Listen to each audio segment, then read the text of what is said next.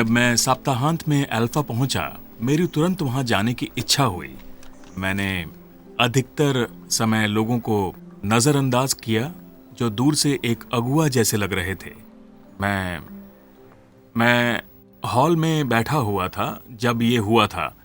वहां पीछे एक दरवाजा था और मैं बेचैनी से उस दरवाजे से निकलकर सिगरेट पीना चाहता था।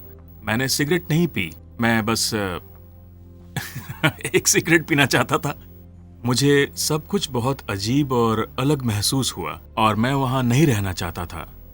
हाँ, वो मेरी तुरंत प्रतिक्रिया थी। अगुआओं को नजरअंदाज, सिगरेट पीना, लोगों को नजरअंदाज करना। मेरा अगुआ बहुत लंबा था, वो बहुत अच्छा था और वो अब मेरा मित्र है, पर मैं उस समय उसे नहीं जानता था। शनिवार की सुबह वो मुझसे मिला और उसने कहा कि मैं तुम्हारे लिए प्रार्थना कर सकता हूं। मैंने कहा नहीं, और वो चला गया।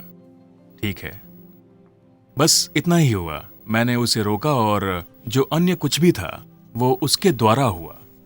और फिर उसके अगले दिन आपको उसके आग्रह के लिए उसे श्रेय देना होगा, क्योंकि वो दोबारा मेरे पास आया और कहा उसी गंभीरता भरे चेहरे से क्या मैं तुम्हारे लिए प्रार्थना कर सकता हूं? और मैंने कहा ठीक है, यदि तुम चुप रहो तुम कर सकते हो। पहला शब्द उसने जो कहा वो ये था, परमेश्वर। इस तरह अपना सिर झुकाया और निश्चय ही उसने नाश्ते में सूखी मछली खाई थी, क्योंकि मुझे मछली की बदबू आई थी, जो कि एक बहुत ही बुरी शुरुआत थी। उसने कहा, ईश्वर कृपया अपनी पवित्र आत्मा से चार्ली को अभिमंत्रित करें। वो प्रार्थना कर रहा था। मैं बिल्कुल भी अपनी आंखें बंद नहीं करना चाहता था, क्योंकि आपको उत्सुकता होती है कि क्या हो रहा है। उसकी आंखें बंद थीं। प्रार्थना करते वक्त उसका गला ऊपर नीचे हो रहा था। उसकी आंखें बंद थीं। मैं उसे देखते हुए आंखें ऊपर नीचे कर रहा था और तभी मैं स्थिर हो गया और फिर मैं उसे देखते हुए थक गया। उसने प्रार्थना जारी रखी और मैं जमीन पर देखने लगा। कारपेट बहुत गंदा था, बिल्कुल उन गलीचों में से एक जहां मेरे विचार से कारपेट के बारे में बोर्ड मीटिंग्स होती थीं और वहां चर्चा होती थी कि कौन सा सबसे बदसूरत कारपेट हम ढूंढ सकते हैं। तो मैं जिनमें बिजी था वो थे उनका गला, कारपेट और मछली की तेज गंध। मैं किसी पवित्र आत्मा को नहीं जानता था या पवित्र जैसा कुछ भी, सिवाय मेरे कुछ बुरे विचारों और अपनी रक्षा के। और फिर किसी तरह इसके बाद मैंने कहते हुए सुना आमिन, और फिर मैंने भी कहा आमिन आमिन। कितना आराम मिला और वो मुस्कुराने लगा। और उसका सांस लेने का अनोखा तरीका है, तो उसने उसी तरह लंबी सांस ली और मुझे राहत मिला। वो खुश था। वो किसी और के पास चला गया और मुझे अपने विचारों और समय के साथ छोड़ दिया गया। मुझे वास्तव में एक गहरी भावना का अनुभव हुआ, एक अद्भुत भावना, शांति की। अब ऐसा क्यों था? ऐसा इसलिए हुआ क्योंकि मेरा उद्धार किया गया था और इतना अजीब कभी नहीं हुआ था, या शायद परमेश्वर थे जिन्होंने मुझे शांति प्रदान की। मैं गया और एक कोने में बैठ गया, अपने हाथ मोड़कर। बचे हुए सत्र को मैं सुनने लगा। मेरे चेहरे पर एक बड़ी मुस्कान थी। तो वो मेरा पहला अनुभव था। वास्तव में ये पूरी तरह से अजीब था, पर इसके अंत में मुझे शांति मिली।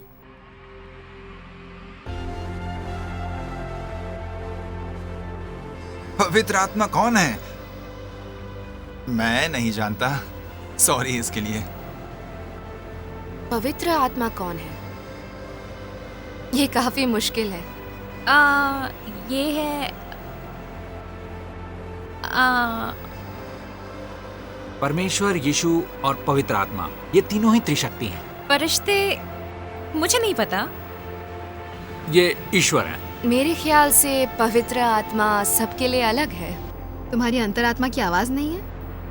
मुझे नहीं पता, मैं वाकई कुछ ज्यादा नहीं जानता। पवित्र आत्मा कौन है कुछ भी नहीं जानता। त्रिशक्ति या तीसरा व्यक्ति? पवित्र आत्मा, मैंने सच में इस बारे में कभी ज्यादा सोचा ही नहीं।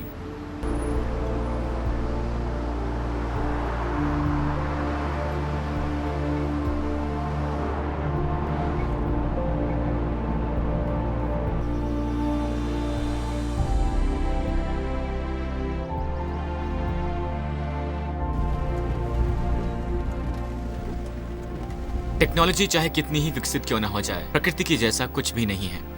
ये प्रेरणादायक है, ये लुभावना है, ये जीवनदायक है। जब मैं युवक था मैंने पवित्र आत्मा के बारे में अधिक नहीं सुना था। केवल एक समय स्कूल सभा की प्रार्थनाओं में पवित्र आत्मा का उल्लेख होता था, जो सदा एक ही बात से संपन्न होता था, पिता के नाम पर, पुत्र के और पवित्र आत्मा के नाम पर। पवित्र आत्मा कार्य के बाद की सोच लगती थी, एक अस्पष्ट अलौकिक शक्ति के रूप में, कभी कभी कुछ अजीब या थोड़ा सा पागलपन की तरह। पर बाइबल में पवित्र आत्मा एक अस्पष्ट शक्ति नहीं है, अपितु एक व्यक्ति है जिसे आप जान सकते हैं। ये कोई अतिरिक्त विकल्प नहीं है, क्योंकि ये अग्र और केंद्रीय भाग है और उनकी उत्पत्ति नई नहीं है।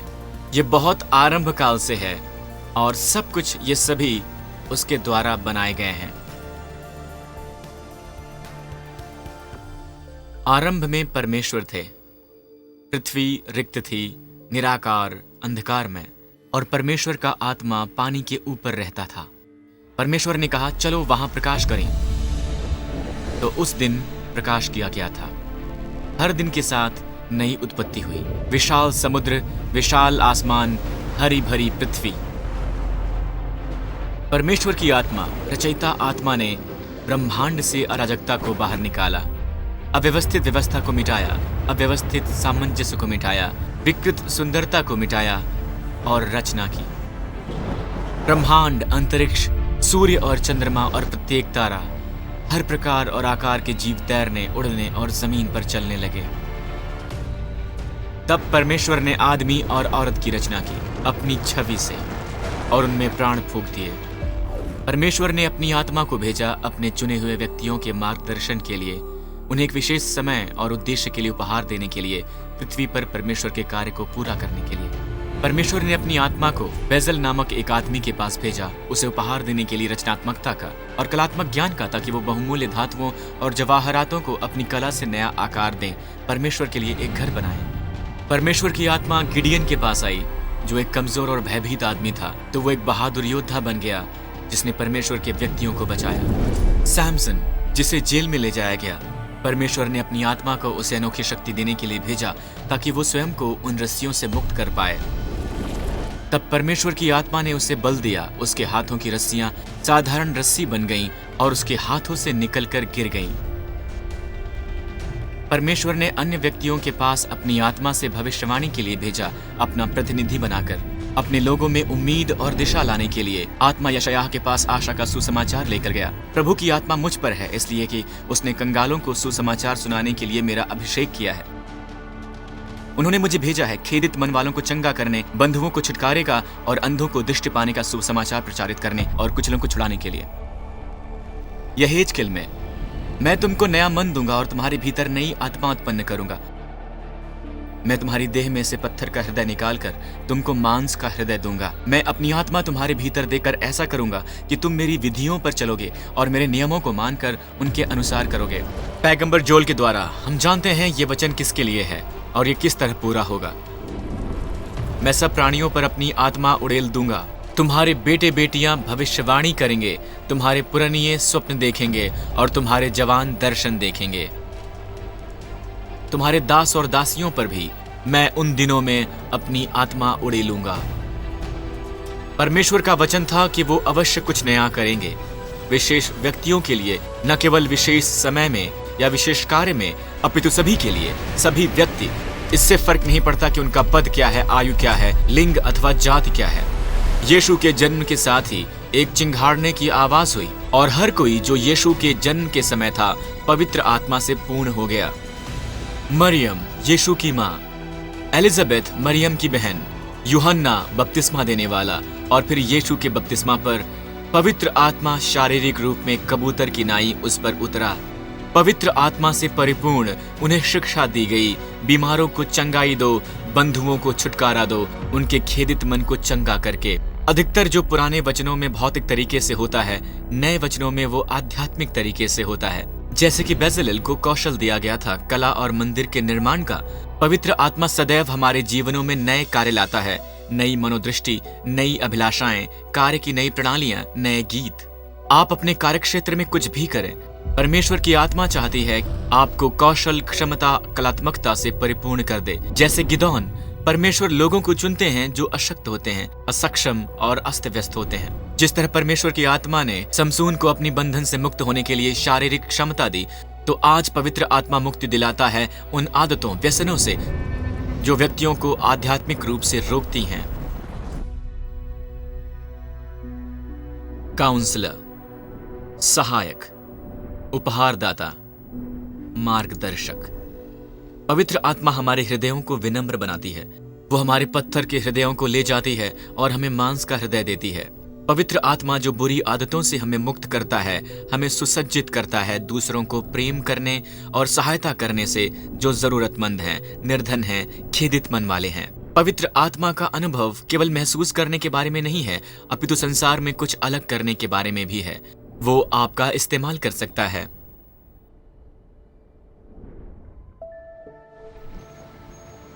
21 वर्ष की आयु में जैकी पोलिंजर जो भी सबसे सस्ता जहाज था उसमें सवार हुई, बड़े बड़े देशों में रुकी और जहां जहाज रुका वहां उसने प्रार्थना की।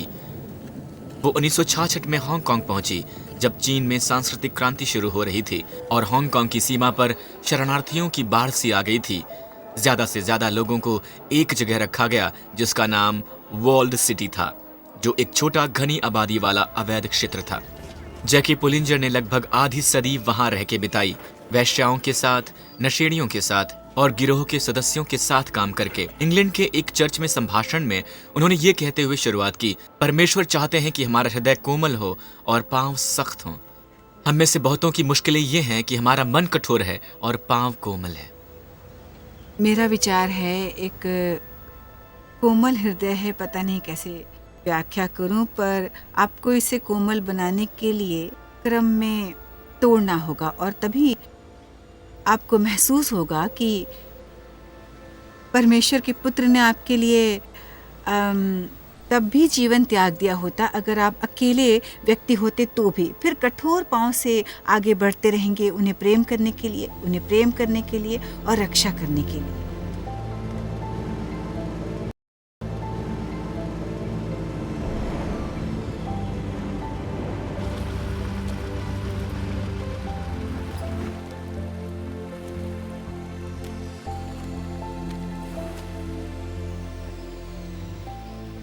योएल की भविष्यवाणी के द्वारा परमेश्वर की प्रतिज्ञा थी कि पवित्र आत्मा अब और अधिक अलग नहीं रहेगी केवल विशेष व्यक्तियों के लिए, विशेष समय और विशेष उद्देश्य के लिए, बल्कि सभी व्यक्तियों के लिए। हालांकि ये प्रतिज्ञा कई वर्षों तक पूरी नहीं हुई थी।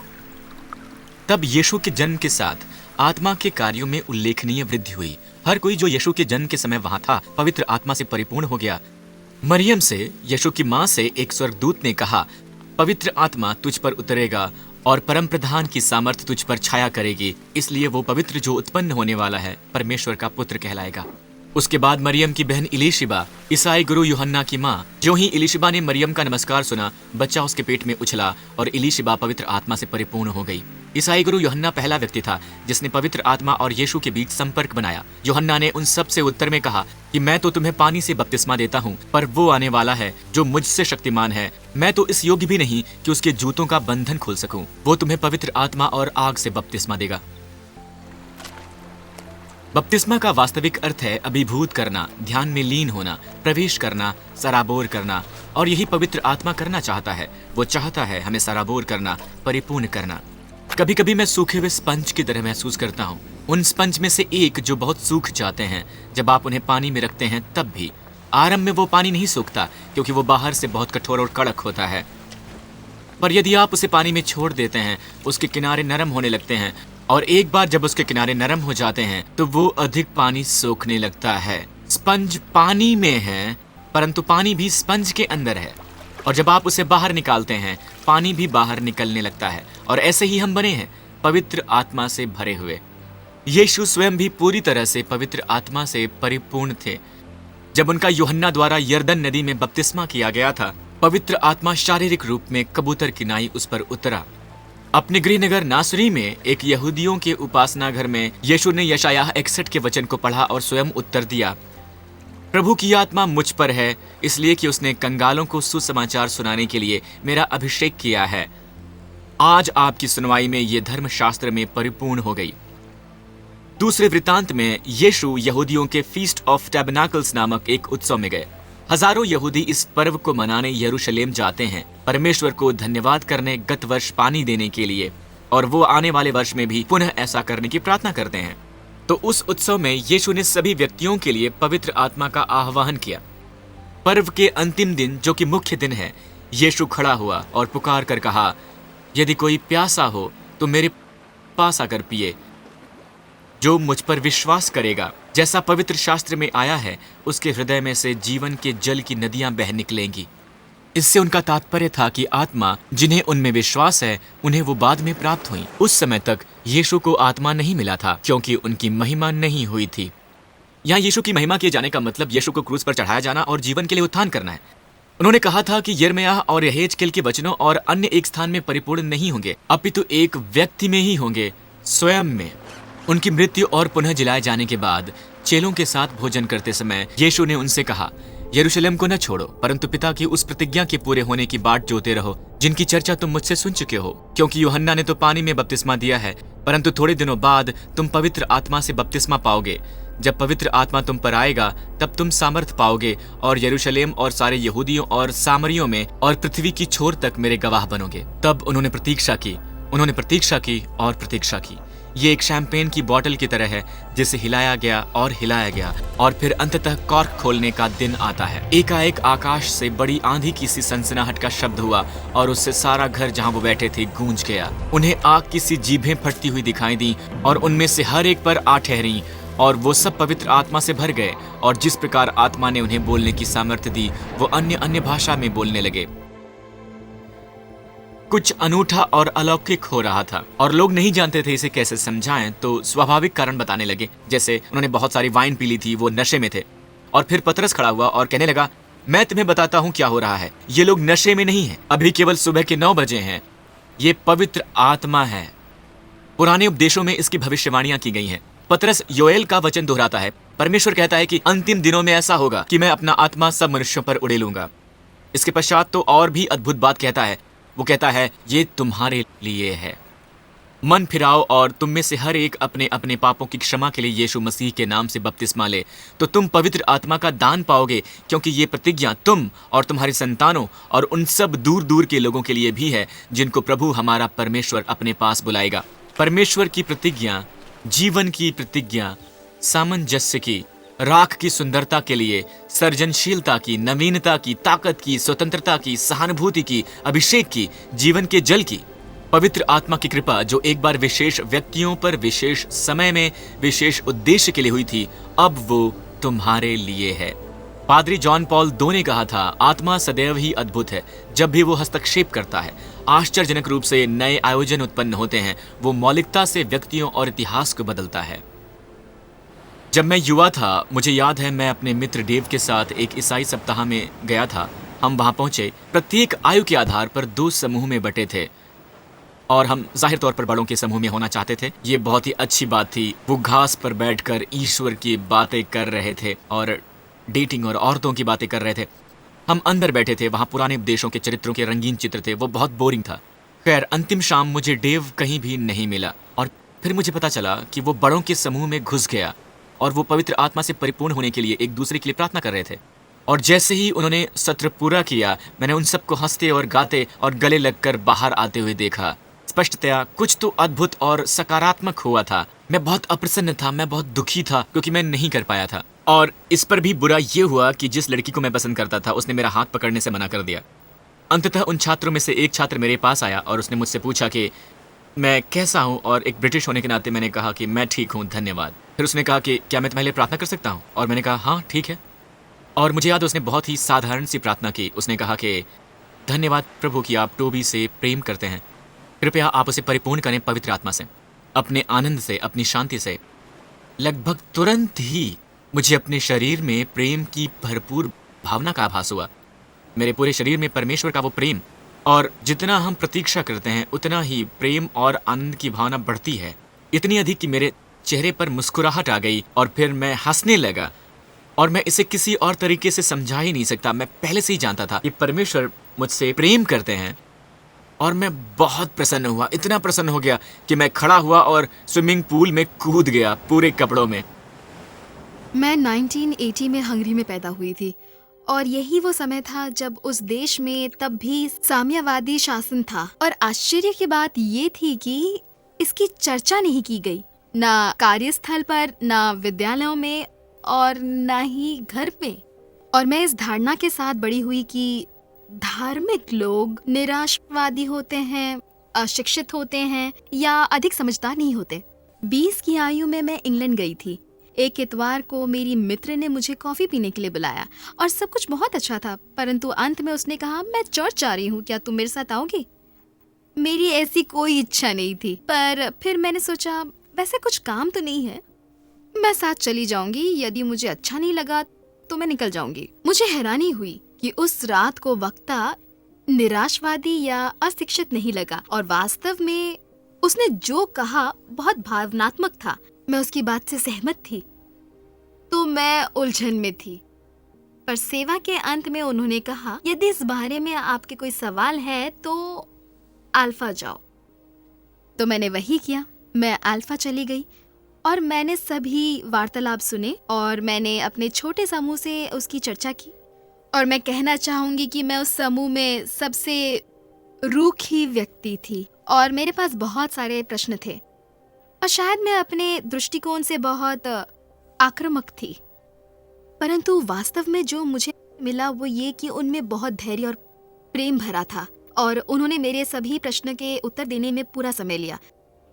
मैं वापस चर्च गई, परंतु वो रात बिल्कुल अलग थी, क्योंकि मुझे ऐसा लगा जैसे कि सब कुछ मेरे लिए ही था। उपदेश, प्रार्थनाएं और ज्ञान भी। और सेवा के अंत में पादरी ने कहा, मुझे लगता है जैसे यहाँ कोई है जो निराश है। और मैं तुरंत समझ गई कि वो मेरे लिए ही था, क्योंकि मैं बहुत लंबे समय से निराश महसूस कर रही थी। परंतु ऐसा बिल्कुल नहीं था कि मैं ऊपर जाके सबके सामने कहती। फिर उन्होंने कहा, या आप इस प्रार्थना को अपने हृदय में दोहरा सकते हैं। और तब मैंने सोचा कि ठीक है, क्यों नहीं। तो मैंने अपनी आंखें बंद कर ली और मैंने कहा, यीशु, अगर आप प्रत्यक्ष है तो मेरे जीवन में प्रवेश करें। और उसी क्षण बैंड ने एक गीत बजाना शुरू किया जो एक पंक्ति दोहरा रहे थे, यीशु के नाम में वो शक्ति है जो प्रत्येक कड़ी तोड़ सकती है। और भावना की एक बड़ी लहर मेरे ऊपर बरसी और मेरा हृदय उत्साह से भर गया, जैसे एक हृदय की मरम्मत हुई हो। मैं कभी आमतौर पर रोती नहीं हूँ, परंतु मैं रोना रोक ही नहीं पाई और शायद उस समय मैं इस बारे में शर्मिंदा भी नहीं महसूस कर रही थी। मेरी एक मित्र मेरे लिए प्रार्थना करने आई और उस समय मैं नहीं जानती थी, पर अब जानती हूँ कि जो हुआ था वो पवित्र आत्मा मेरे अंदर भर गई थी। हर किसी का अनुभव अलग होता है, लेकिन ये हमारे पिता की एक अनूठी प्रतिज्ञा है। पवित्र आत्मा का उपहार केवल विशेष व्यक्तियों के लिए, विशेष समय पर, विशेष उद्देश्य के लिए नहीं है, ये सब के लिए है।